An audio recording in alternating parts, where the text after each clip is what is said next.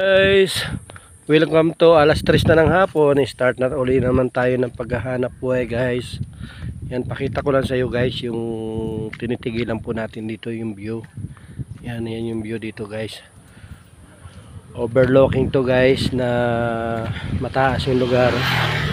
Kaya masarap po magtambay dito pag tanghali. Diyan sa kabila na yan guys, ganun din. Overlooking din.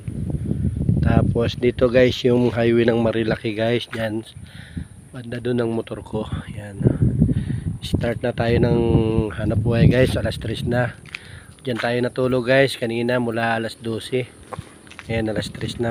3 oras din tayo nakapagpahinga guys. Kaya umpisa na naman tayo ng hanap buhay nito. Para tayo po ay makaubos ng ating paninda.